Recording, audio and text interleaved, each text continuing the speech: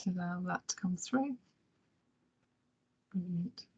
Okay, so good morning and welcome to our Northamptonshire Health and Care Partnership Leadership Matters conversation today on Tuesday the 22nd of February 2022, and that date's been in the news a bit this morning just because of all the twos aligning. My name is Anne Linsell and I'm here to support this session along with my colleague Louise, who's behind the scenes.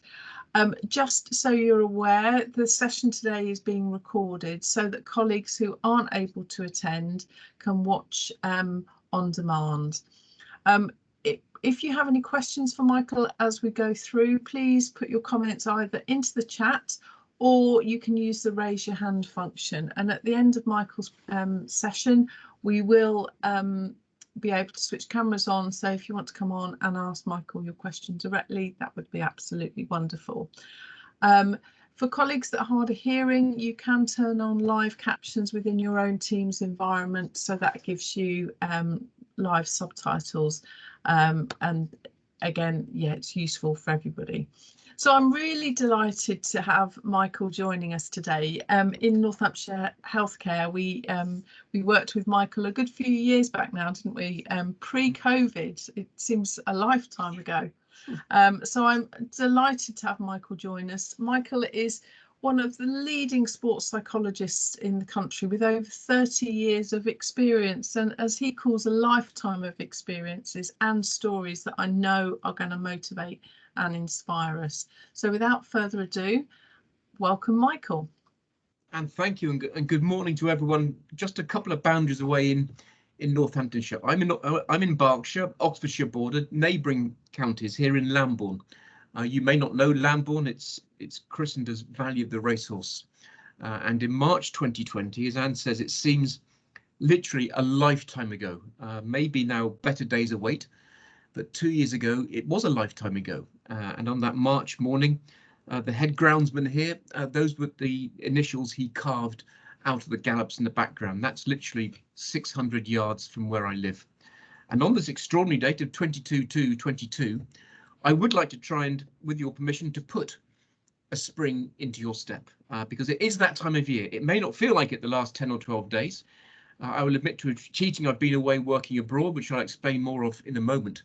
But I'll try and put a spring into your step, because it is a lovely time of year. This was a video taken last year of March hares, spring hares, having a little tussle and a play one gorgeous spring morning. It is that time of year, and despite the storms of the last few days, springtime awaits, and hopefully better days await also. But please do join in this morning. Please type your questions. I think I'm going to weave a few narratives and stories around my favourite time of the year, which is spring, around psychology, around well-being for the next few moments. But please do join in and do ask questions in an ever-changing world where Rebecca Welsh can referee beautifully a football match in the Football League, and Sarah Cox, not the one on Radio 2, but the other Sarah Cox, who is now refereeing beautifully in the Gallagher Premiership and soon to be international rugby, no doubt. So please do join in, and you can always question my decisions. But two things to start. Firstly, thank you.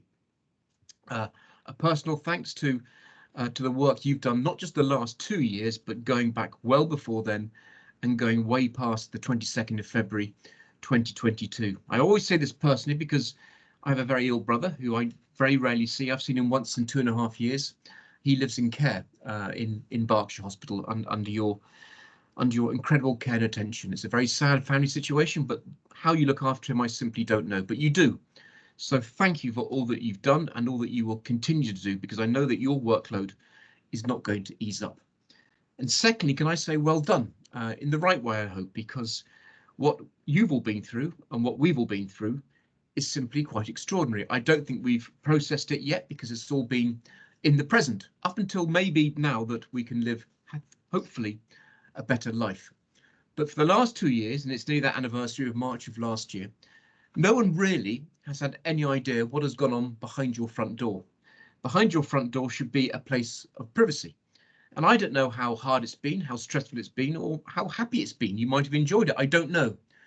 But whatever has gone on behind your front door, I can only say thank you and well done, because none of us were trained for this. If your name is Tim Peake, Sir Tim Peake, the British astronaut who went up into space for a few months, you were trained for isolation. You were trained for silence. You were trained to be on your own. But that wasn't the case for the rest of us 2 years ago.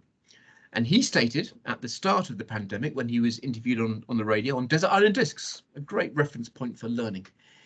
He said that when you train to be an astronaut, you train, you go into a cave, you go underwater, you deal with isolation, you deal with being separated from people. There's his quote there.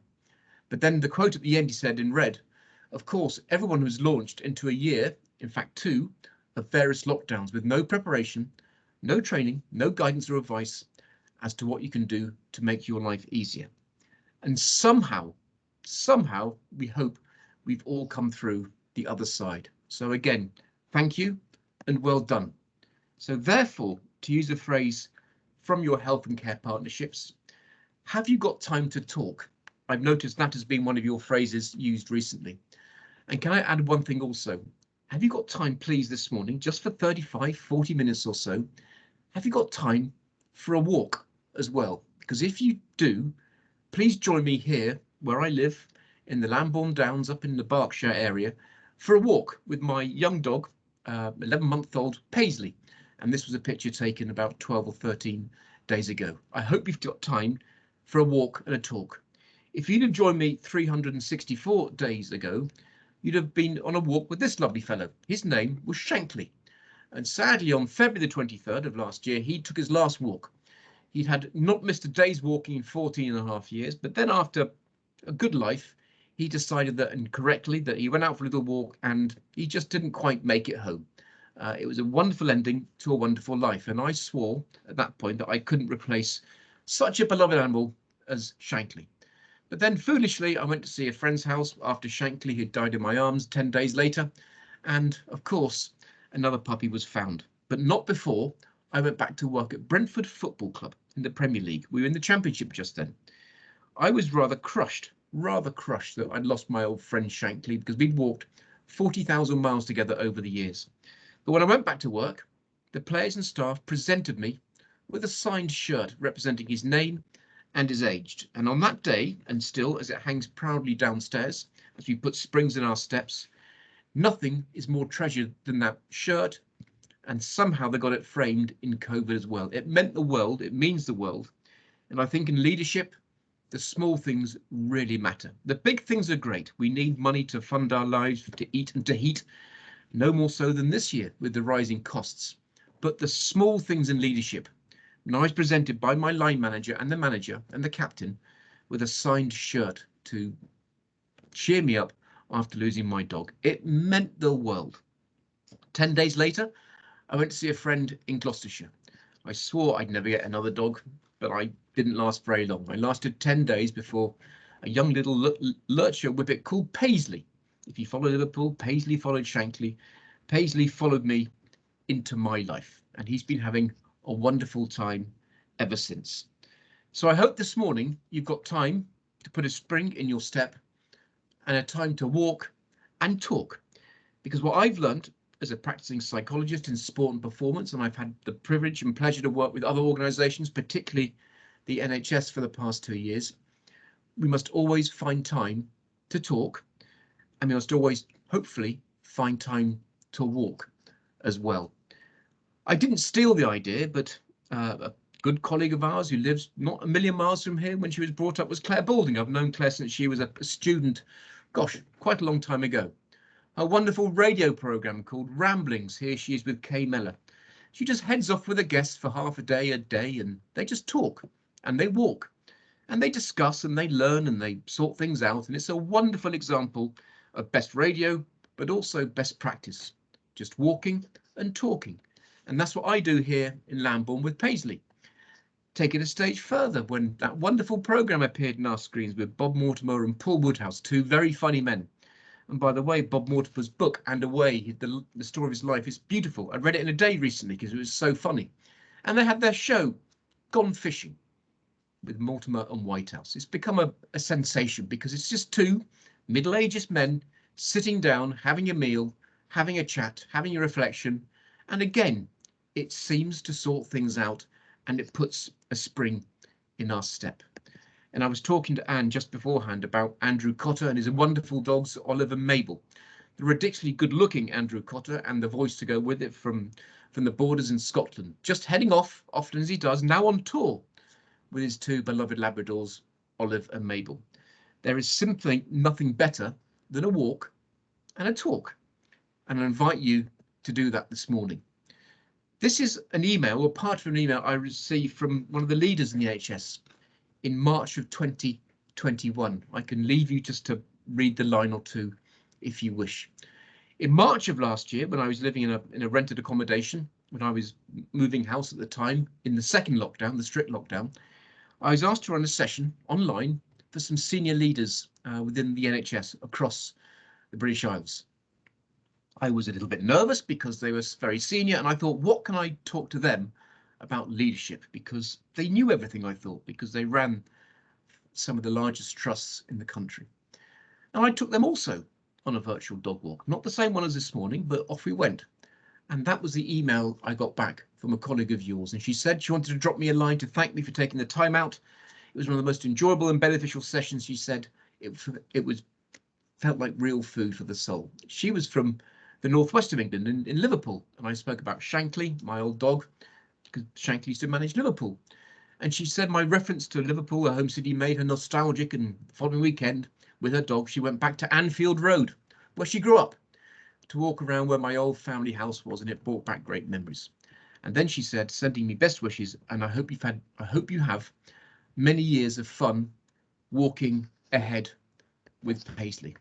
And indeed, I've had a wonderful year walking ahead with Paisley. He's only coming up to his first birthday, but my word, we've covered some miles already. He had an illness, but he's recovered from, so he now wears a jacket to keep him warm. But whether it's the late summer or the early spring, my word, I do enjoy the walks with Paisley. And I thought this morning, where leadership matters and where talking matters and relationship matters and our all-round health matters, there is nothing better still with a colleague, with a family member, with a loved one, with a trusted one, with someone you want to get on with someone you maybe not quite finding a way of how to converse with. I still say now, after all we've learned in a digital world, here we are on Teams this morning, that when you're walking with someone with no phones and no desks, no titles, no files, no minutes, sometimes that's where you have your very, very, very best conversations. So please do join me for a walk and a talk. But before we start, and there's a portrait of my old dog Shankly, and that's my business, Just Caulfield, a sports psychology consultant. But before we start, can I just take you back to a period of your life where maybe it was a little less complicated, a little less busy, a little less fraught than it is at the moment? And this was another example of Desert Island Discs on a Sunday morning on Radio 4. It was the actor Brian Cox. You may have seen him across a range of films and a range of plays and a range of broadcasts in your life. It's Brian Cox, currently in Succession, of course, but he was on Desert Island Discs, and he said this. He said, always carry a picture of yourself when you were a child, around the age of 10. He said, because that's who you are, and that's who you'll always be. It struck a chord with me because, yeah, that's who I am, and that's who I'll always be. I was that 10-year-old child dreaming of being Bobby Charlton or Georgie Best and scoring the winner at Wembley. And, dare I say it, 50 years on, I'm still that same person dreaming of a life outside, running after a ball, catching a ball, chasing a ball, whatever shape or size. That was taken in the second lockdown. I travelled with the Scottish rugby team. We had a competition, the Autumn Cup, because it was prior to the Six Nations of last year. We ended up playing behind closed doors, of course, in Florence, how wonderful, and Dublin. And the media manager caught me on both occasions, just staring out at the pitch, still being 10, dreaming of running around and getting muddy and still doing the things that I love. And recently I've returned back from Dubai and Abu Dhabi and Oman, working with a cricket team. And still, I may have not trained on so well and I'm not so good in the sun, but I still enjoy just looking out, seeing how people get on, seeing how teams develop, how the coaches are doing, how the captain is doing, and trying to help them through all that we try and do. So please join me for a walk and think back to when you were a 10-year-old child, because that's who you were, but more importantly, that's who you'll always be. I am beyond lucky. I make a living doing what I enjoy most, which is working with athletes and teams, not just in sport, but across other sectors too. But sport still does it for me. It always will do it. It gets a bit mischievous, it gets a bit political, it gets a bit harsh at times, and it's not always lovely, but in the main, it still inspires me. And this isn't a talk about sport, but it is a talk about people and leadership and getting to know people. And a quote from many, many years ago, that sport remains to me the most important of the unimportant things. It's not as important as the work that you do. It's not as important as finding or getting a vaccine 7 months to help us through the COVID crisis.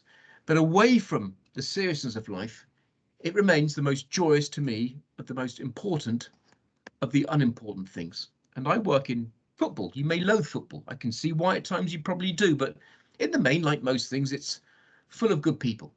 That's the manager who I report to and work for at Brentford Football Club, a Danish man called Thomas Frank. And we've got many supporters, but probably our most important supporter is a young boy called Woody, who suffers from a number of learning difficulties. Woody loves Brentford and he loves some of our players. And when we got promoted to the Premier League this season and crowds came back in August, we opened up the season against Arsenal and we won 2-0. We lost 2-0 last week, but we won 2-0 back in August. It was a joyous occasion, and at the end, spontaneously, and I'll show you the video later, Thomas spotted Woody in the crowd. And just look at his face, as the old phrase goes, just look at the joy on Woody's face. And that's his mum, who's awarded an MBE in the birthday honours list recently for her work with the riding stables in Richmond, which helps people with similar difficulties to Woody gain confidence through working with animals. And Woody now comes to every single game. But this is a short video of what sport and what life still means to me.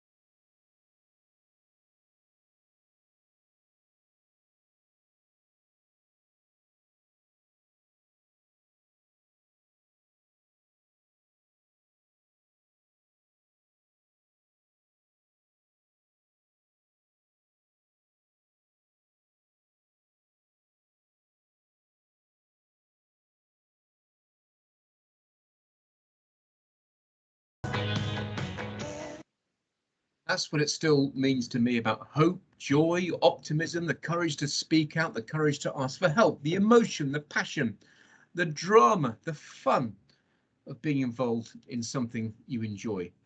This picture was taken a couple of weeks ago, not too far from here, of springing into life. Now, I know that for the last 10 days or so, particularly last week, we've been battered by storms.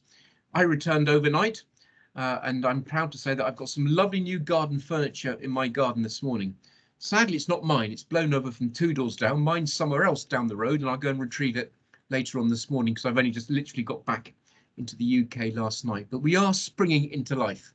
The storms will pass, and then all of a sudden, we're back into that most golden time of year where the grass grows, the flowers grow, the daffodils appear from everywhere, and before we know it, and yes, I like nature, the bluebells, the irises, the crocuses, our gardens and our lives will be back in full bloom. And hopefully we can enjoy the fresh air and the joy to mix again more than ever, because through it all the last 2 years, I still keep saying is being outside is the best cure of all.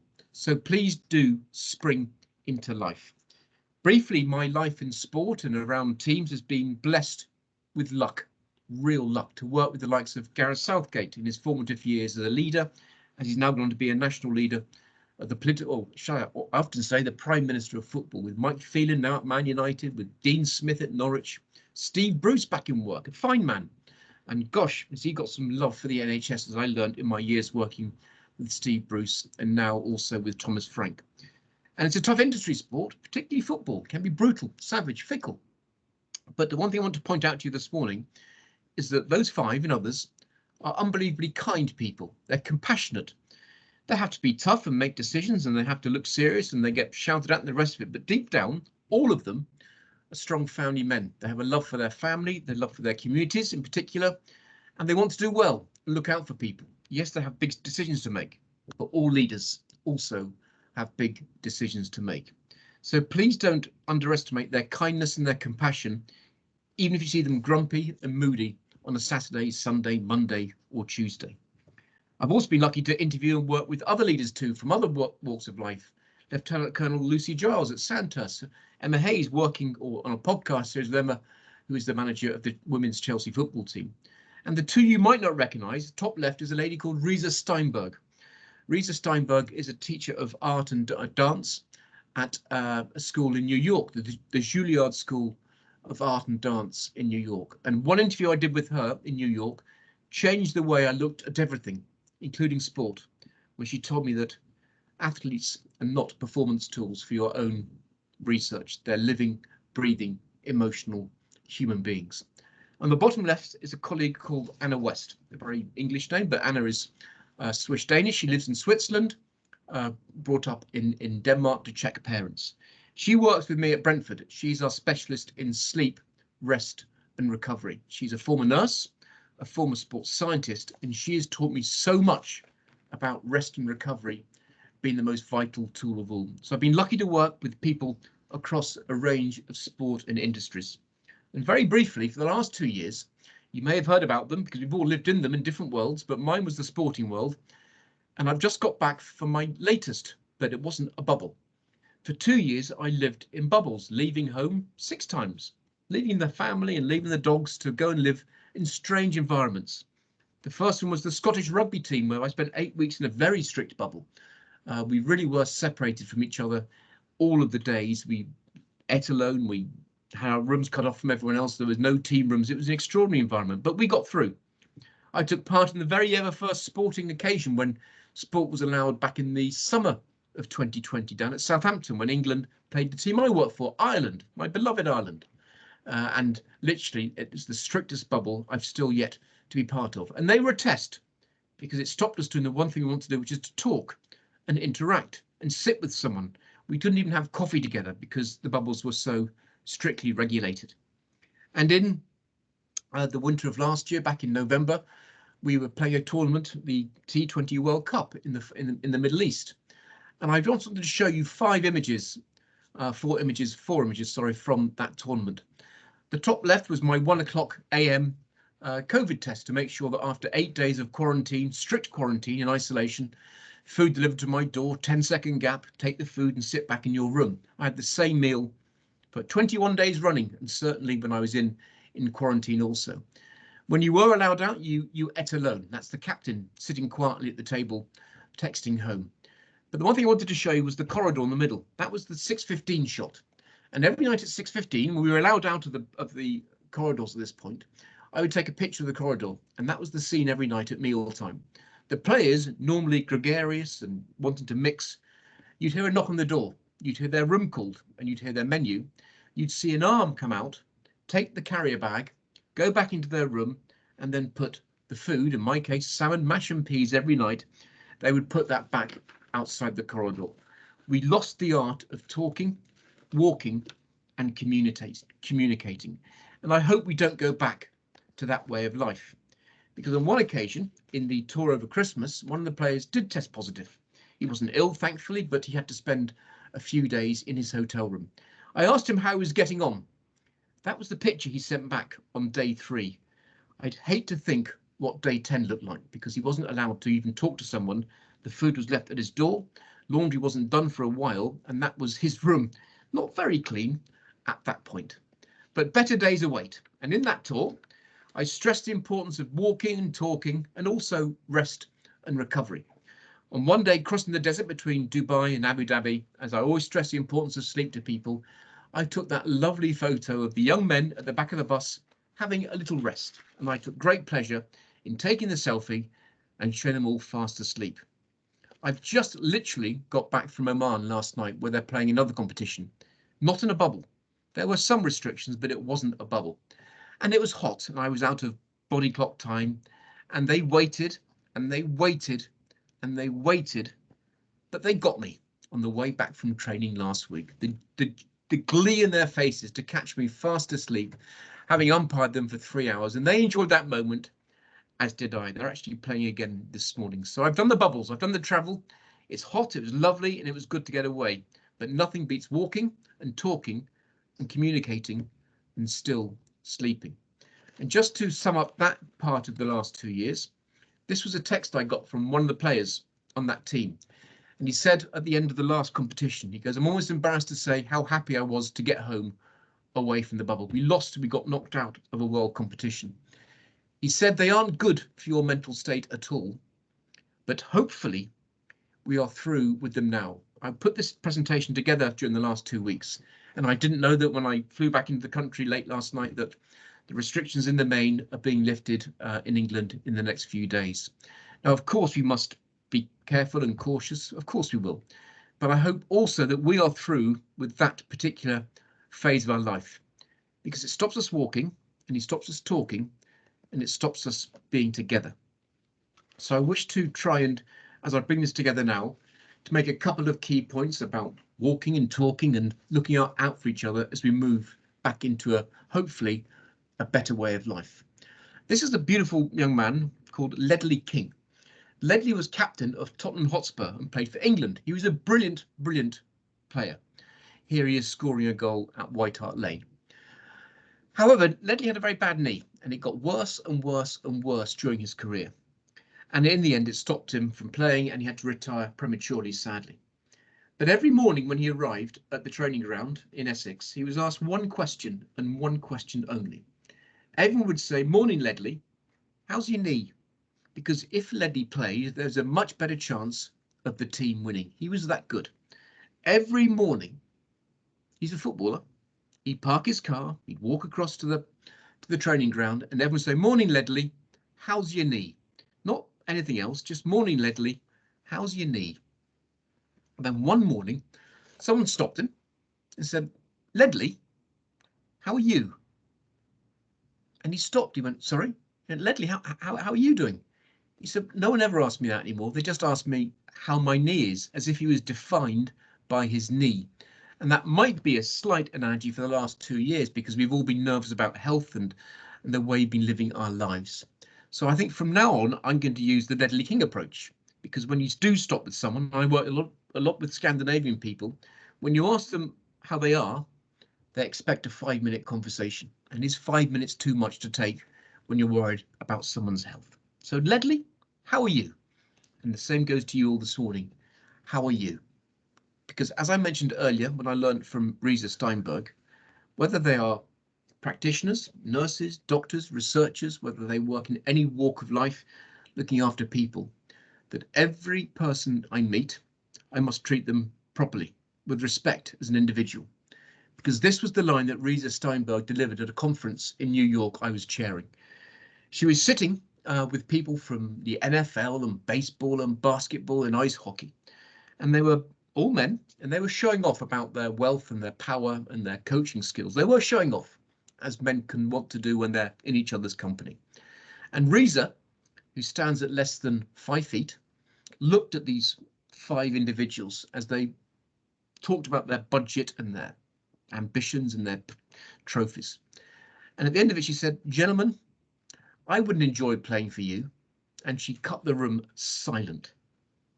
And the men looked at her as if to say, what have they said? And she went, just remember one thing about your athletes. And she said, these are living, breathing, emotional human beings, not performance tools. And I've taken that line with me every single day for the last 7 years. If I work with an athlete or a business leader or a coach or any form of person who has to carry out important roles, I treat them as a living, breathing, emotional human being and not just some performance tool for my gratification to make me look clever. And then last year, literally a year ago, in March of last year, I was asked to write an article for a sports website called Training Ground Guru. And it was about people having rest and days off and doing the simple things. And here are two of my quotes. I said, even elite sports people have off days. And can I whisper it quietly? So might you. They are entitled to feel demotivated, down, bereft of energy, bereft of hope on occasions. They are highly committed, as are you, but they are not robots, and neither are you. There are days when we don't have that energy and that drive and that verve. We just simply don't. And for the last 2 years, that has also taken its toll.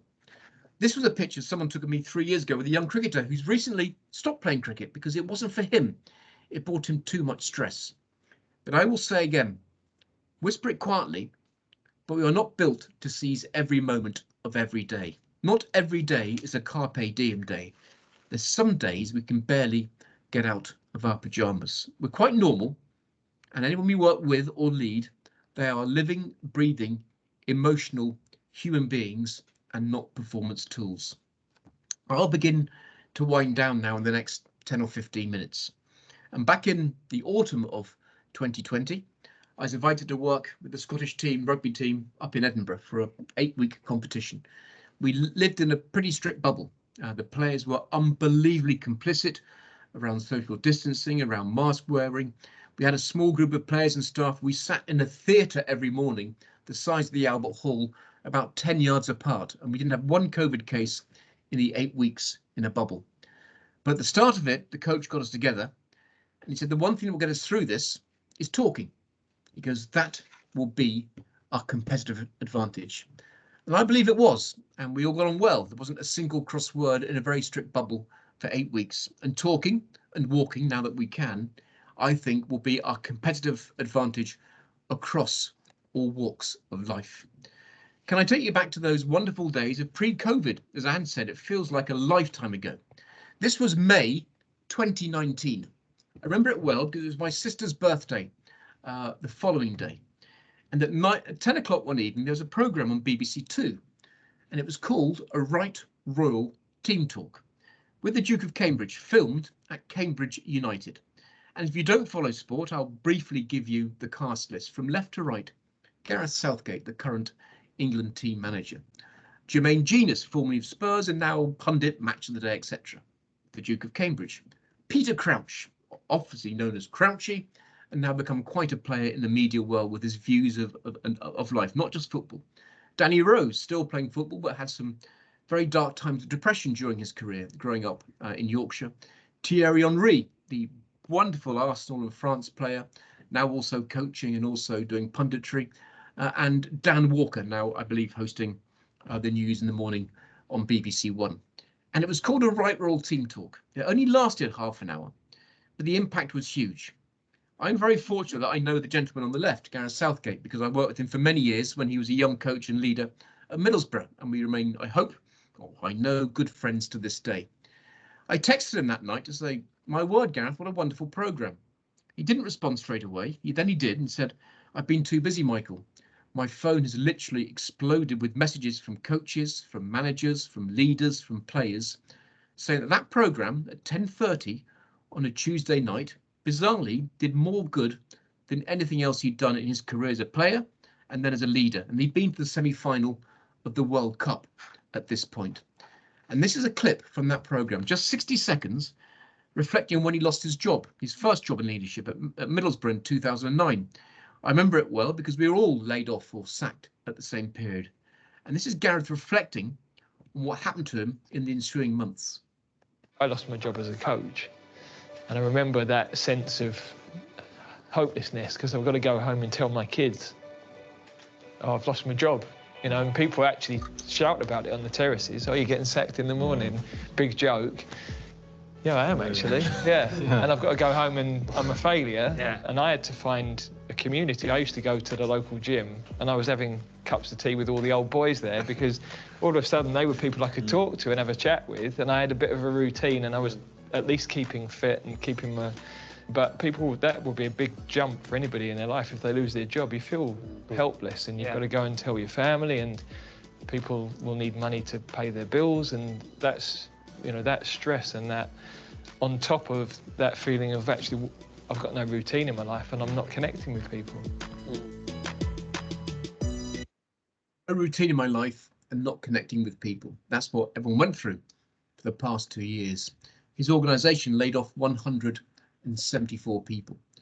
But that one clip and that one programme had a huge, profound effect on the sport in which he worked in. People started talking, they started opening up, they started expressing their emotions. On the right is Jurgen Klopp, the current head coach manager of Liverpool. Made a huge impression on that city and on England in general. And a young man down the left is Andrew Robertson. Now, I know Andrew because we signed him at a previous club I worked at when he was a very, very young man, very nervous, very quiet. The day he arrived, he barely looked above his shoelaces. He was so shy and quiet. But he's gone on to captain his club, his country, win many honours, and is now seen as an influential force in Liverpool in many good causes, particularly supporting food banks. He's a good man, is Andrew. But this is Andrew Robertson talking to his coach. This didn't happen 5 years ago, let alone 10 years ago, talking about opening up and just talking about things which need discussing to his leader and his coach. This is Robbo talking to Klopp.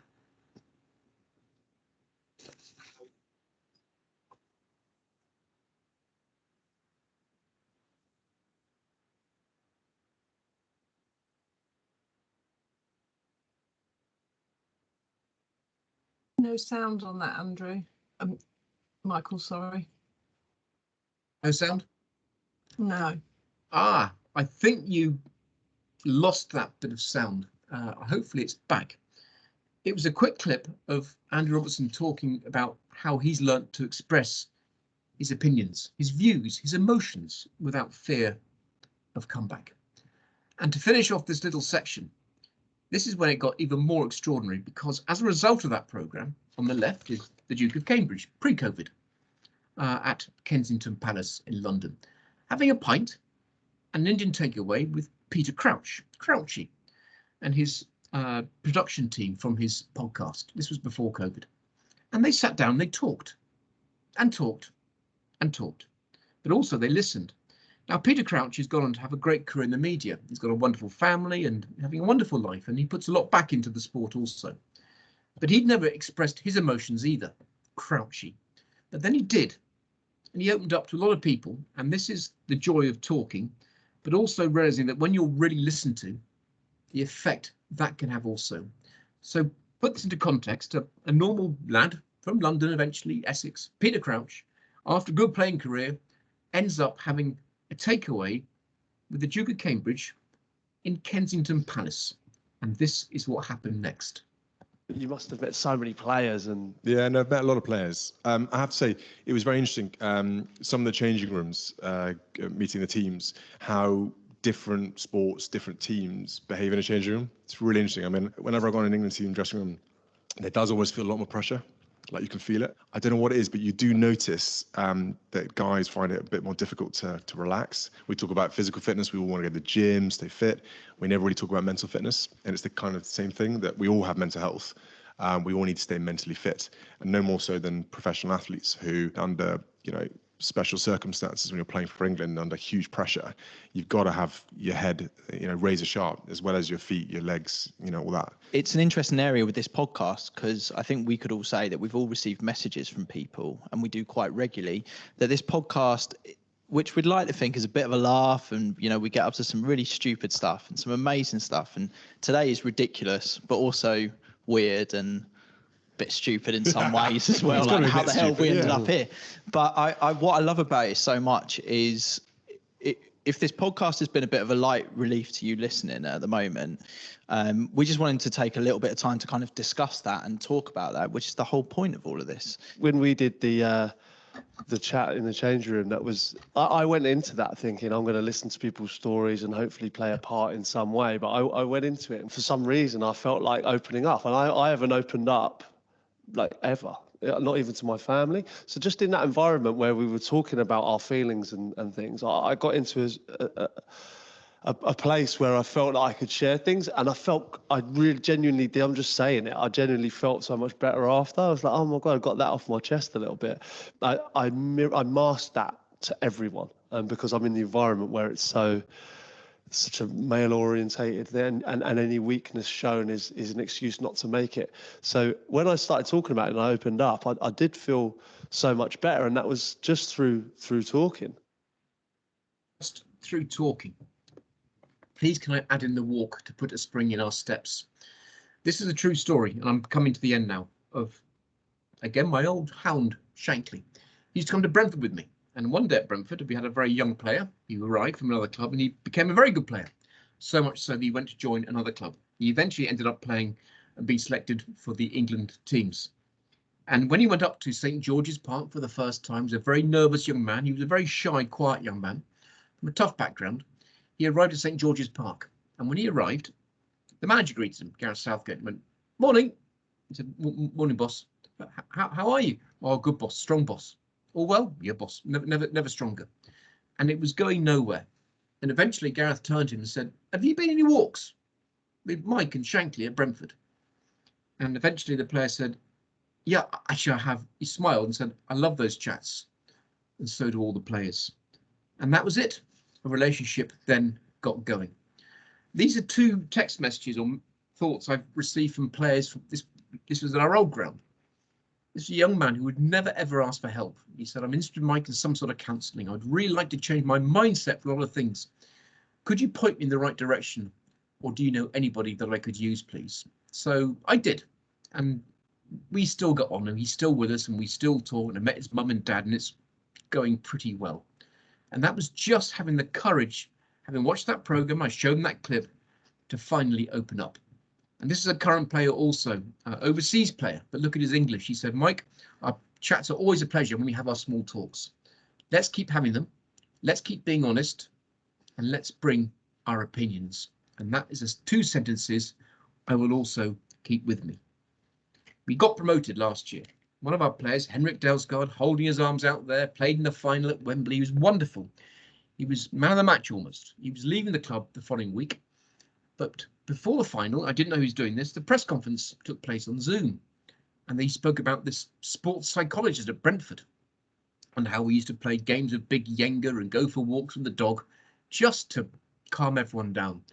And I didn't know that Henrik would say this, but he spoke about me in the following terms. And I'm proud of it in the end. I was embarrassed at first, but proud of it now. He said, "It's funny with Michael, he just has a walk around the pitches and we just talk. Whatever you want to talk about, we just talk about the heavy stuff from your heart, just to get it out of the system." And as Peter Crouch said, sometimes you just got to get it off your chest. I'll begin to leave you with a list of what the players and coaches talk about to me at Brentford. On the left, the list is the players list. On the right are the coaches list. It's not about football. It's not about tactics. It's not about money.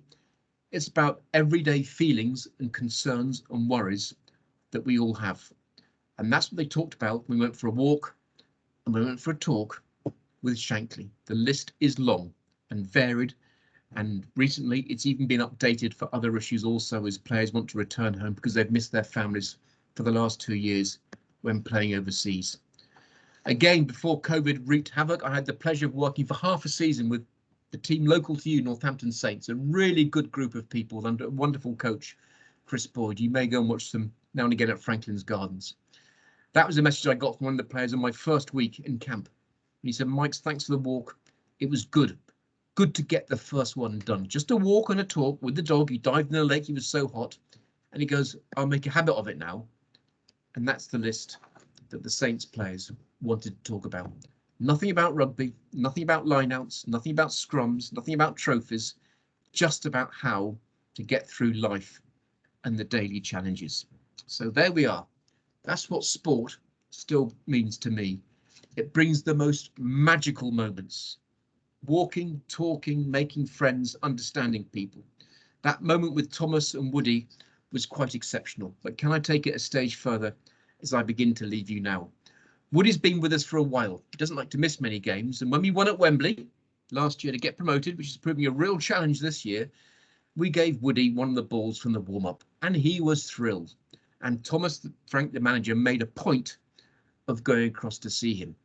The big problem being with last season and this season was that Woody absolutely adored our centre forward called Ollie Watkins. The trouble was that for Woody was that we sold Ollie to Aston Villa. Now that didn't perturb Ollie and didn't put Ollie off inviting Woody up in between lockdowns to meet him at Aston Villa's training ground. And look at the pride in Woody's face and Ollie's too. So that's the good side when Ollie met up again with his hero, Woody. And now when Woody's parents can't come, that people look after him for a day at Brentford and he comes to every single game. And this is the video taken, I think, by someone behind him and his mum in the crowd when we beat Arsenal on the opening day of the season. And just if I can begin to leave you with this, look at the joy. Look at the joy. That's what it is. There's this goal. He's hey, look, you know.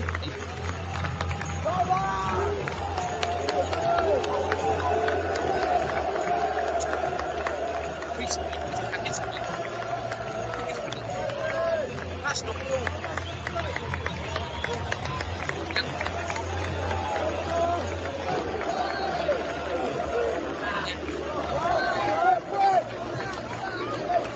Smile between the two.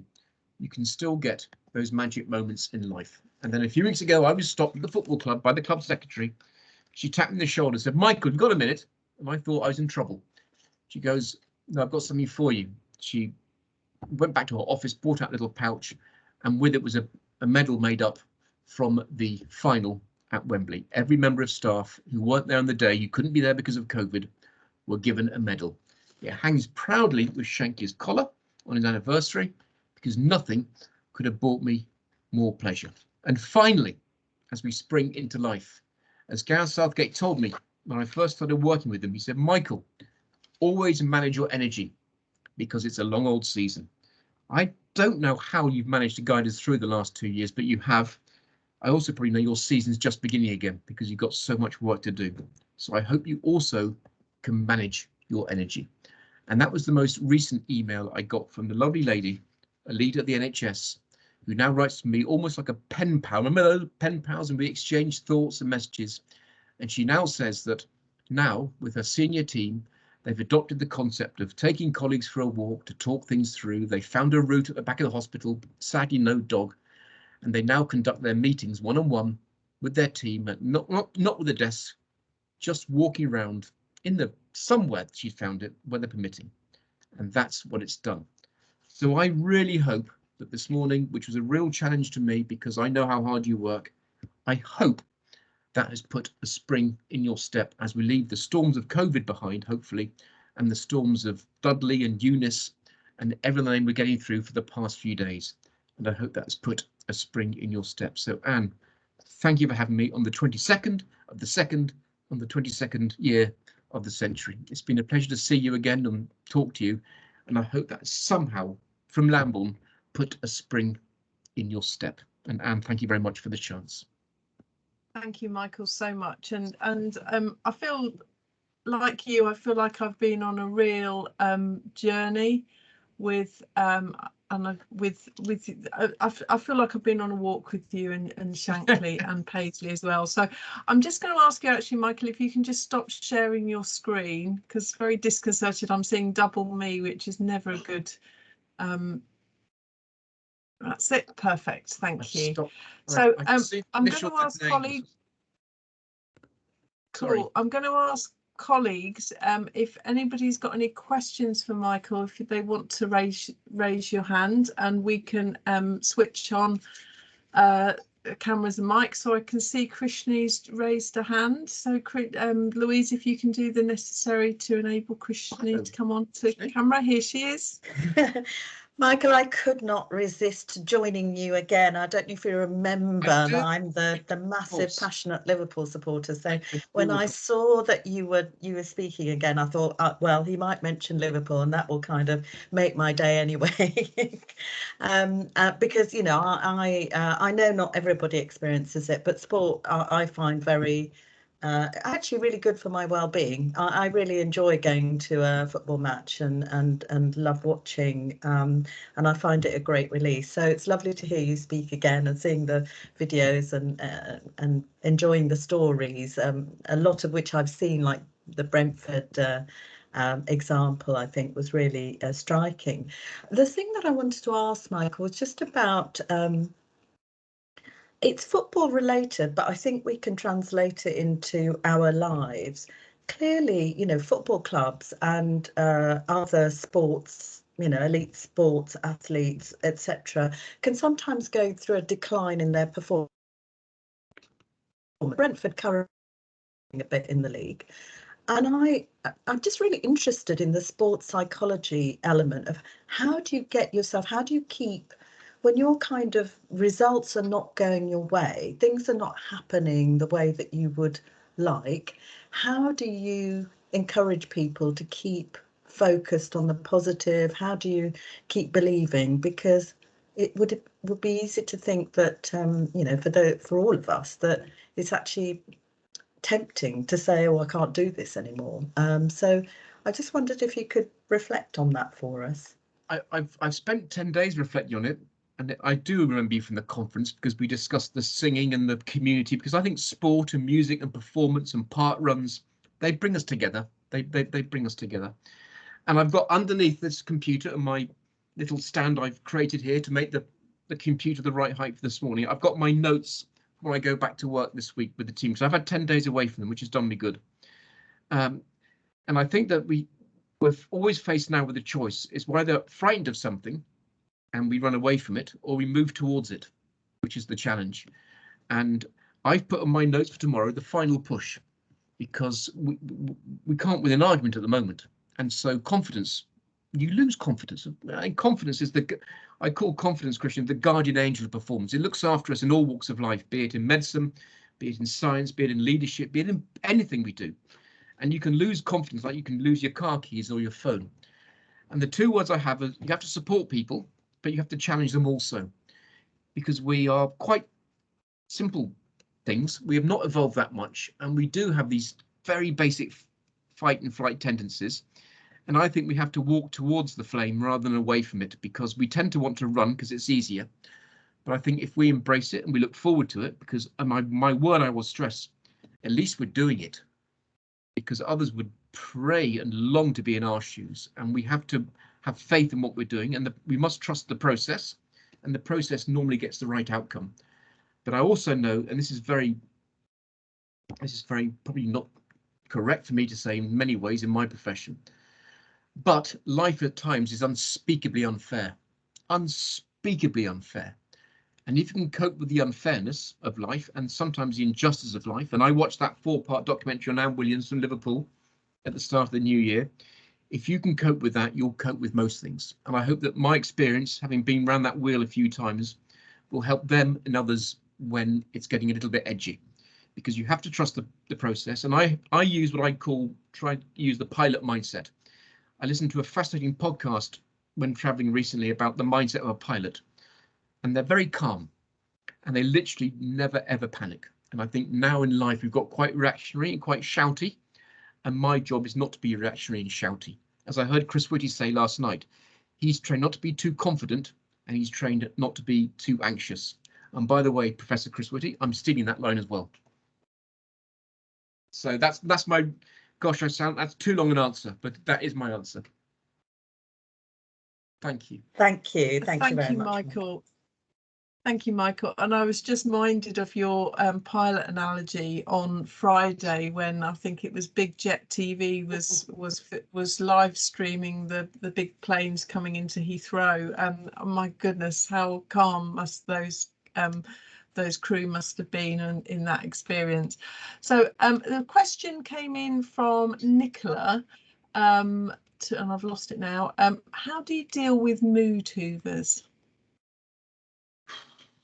Gosh, good question. Here's my very different answer. I live out in the countryside and I'm surrounded by people and animals. And animals, I can assure you, can be very, very tricky at times, and they can be very grumpy and angry and irrational. If you leave them be and let them calm down, they tend to want to find out what you're thinking. And I've learned that with sometimes with difficult people who aren't in the best of mood, if you shoo them away, they want to come back and talk to you. If you go running after them like an animal, I could go out there to that field now with a bucket of nuts. I wouldn't catch anything. And there's horses out there. They'll just walk away and they'll amuse themselves, not letting me catch them. If I sit in the corner of the field for an hour or half an hour and eventually walk away, they'll follow me and they'll nudge me on the shoulder and they'll want to almost find out what I'm doing there. And in the end, with people who've not best engaged, I leave them be. And then a moment will come and eventually they'll say, have you got a moment? Because they're so inquisitive. They want to find out what you're thinking. And that's how I sometimes try and get a difficult conversation going. I don't go chasing them because they'll run away and they'll be awkward. And eventually they might come back and go, what do you think about that? And hopefully then I'll get a conversation going. But I use my farmer's analogy, my pilot's analogies. I use those references and in other walks of life, not just the formal training, because the best classroom is still the real world. And I've learned that if you leave them alone, eventually they'll come back and talk to you because they're interested, which is why they're tricky in the first place. I hope that's the right answer. I hope Brilliant, that's the right thank answer. you, and I'm sure Nikki will respond in the chat. So I don't think we've had any other questions into the chat, but we have had I think the word that seems to be pinging up a lot is inspirational. You know, colleagues have taken such a lot from the session today, Michael. You know, inspirational and motivating is in there a lot, so thank you so much. And I suppose one last reflection for me, I think one of the things that stood out, well, lots of things stood out in the talk, but the purpose of being that, you know, the small things matter, and absolutely having those really tiny moments that can almost seem insignificant, but the impact that you can either have on your own health and well-being or that of someone else is really critical. You know, those, we used to call them corridor conversations, water cooler chats, whatever, but you know, for a lot of us working in the virtual space, it's a lot harder to have those, but it's trying to lean into them a bit more. I think they're the most important things of all, and I learned that from the former Liverpool great. That's why I called my dog Shankly. He was the master of the small things, and I do handwritten postcards, handwritten notes, anything to say thank you or how are you, because I think they matter far more than the formal letter in a brown envelope telling you your new job title or your new salary or your new working hours. When someone takes time to do the little moments, I think they carry the most effect. And I can't rewrite the world of leadership, but I am utterly convinced the small things matter most, really do matter a hell of a lot, And thank you for the chance this morning to all of you for listening to my ramblings, and I've nicked that from Claire, but she's a friend as well. I just think the power of walking and talking and listening without a phone, without a desk, without a file is a huge thing. It's a huge thing. I hope I've got that point across again. And if you've seen me before, no apologies. I've doubled up on my walking and talking because I think it matters more than most. But thank you, Anne, for the opportunity. Thank you. Thank you so much, Michael. It's been inspirational and motivational, to quote colleagues on the call. So if colleagues will bear with me, I'm just going to hopefully share my screen and just tell you what's coming up on our conversations next month. So next month we'll be joined by Bruce Daisley. Now Bruce is a global influential leader on workplace culture. He's held very senior positions at Twitter, YouTube and Google, as well as writing a book called The Joy of Work, 30 Ways to Fix Your Work Culture and Fall in Love with Your Job Again.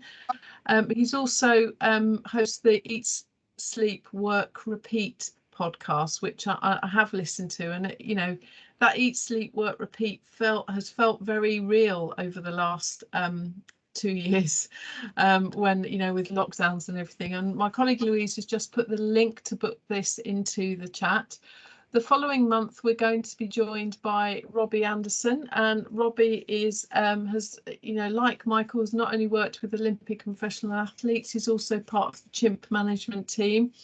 And I know that Robbie will be absolutely amazing. And again, the link is going to be in the chat. So please book a place. And if for any reason you can't attend live, you can always watch on demand.